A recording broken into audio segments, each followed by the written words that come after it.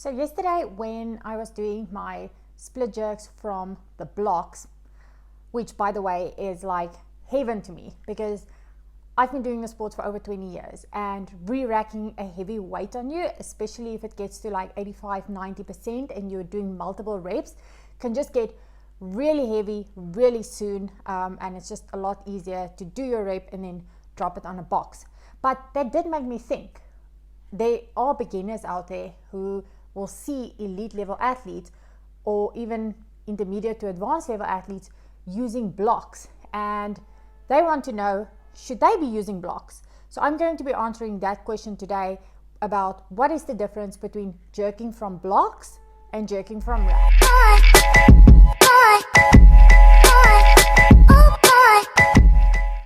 Hey guys, welcome to my channel where I talk about all things mindset and weightlifting, and I'm excited to talk to you today about the split jerk. And I know this is something that a lot of especially beginner athletes have asked. Should I do a split jerk from rack or should I do a split jerk from the blocks? First and foremost, hopefully if you are a beginner level athlete, you have a coach. It's so important to make sure that as a beginner level athlete, you learn the movements correctly from the start. It's a lot harder to relearn basically a good technique once you've learned a bad technique. So always make sure that from the get-go, you focus on technique. That should be your number one priority as a beginner athlete. Not how quickly you can get strong, not how quickly you can add weight, not how quickly you can win certain competitions. The main goal is to get your technique right first, and then all the other things can follow.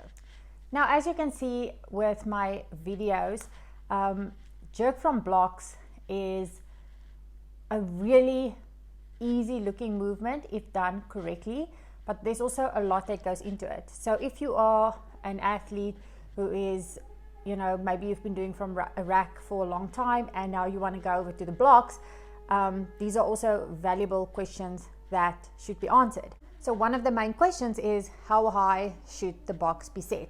Now, this will again take sometimes trial and error. Sometimes you'll pack the box a little bit too high and you'll feel immediately, okay, no, this box is too high, and you're going to have to take some blocks off.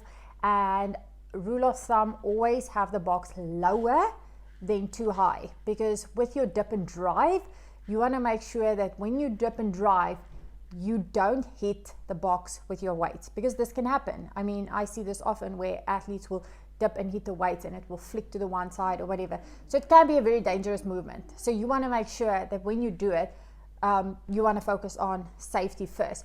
So obviously if you have to squat a little bit lower and safety comes first, then so be it, because at the end of the day, it's also so much easier then also to just drop the weight instead of re-racking it on yourself. Now let's talk about why a beginner athlete should split jerk from the rack.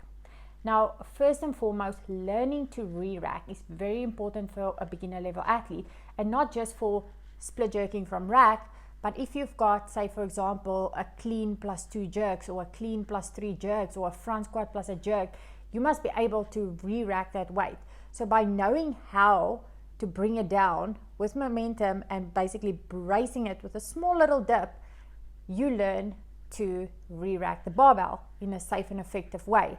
And you'll be able to see that, yes, sometimes it looks like, wow, these elite level athletes, when they re-rack, it sounds and looks so hectic and so heavy when they drop the bar on themselves, but it's not so at all. It's literally just they know how the body should move and the timing when the barbell comes down and when it basically makes contact with the body. They brace it down, they absorb it, and they stand up. So in actual fact, it's a very safe movement if done correctly. Now, the second thing that is so important with doing the split jerks from the rack is the athlete also builds tremendous amount of core strength. By bringing the barbell down and learning how to brace, you work core muscles which you wouldn't have worked if you had to drop it from the blocks. And thirdly, as a coach, it's also very important to focus on the athlete's safety. And bringing the barbell down onto the shoulders, and if the weight gets too heavy and the athlete drops it down, that is so much safer than if the jerk had to go wrong from the blocks. That's why also you'll see more advanced level athletes training from the blocks, and not any beginner level athletes training from the blocks. So even as elite level athletes, yes, you still have to do split jerks from the rack because you still have to do that extra work, but you don't have to do it as much. Guys, I hope that answers your question about what the difference is between doing a split jerk from the rack and a split jerk from the blocks. And if you do have any other questions regarding these two movements or any other weightlifting movement, please drop it in the comments below. And then I also want to say, guys, thank you so much for watching.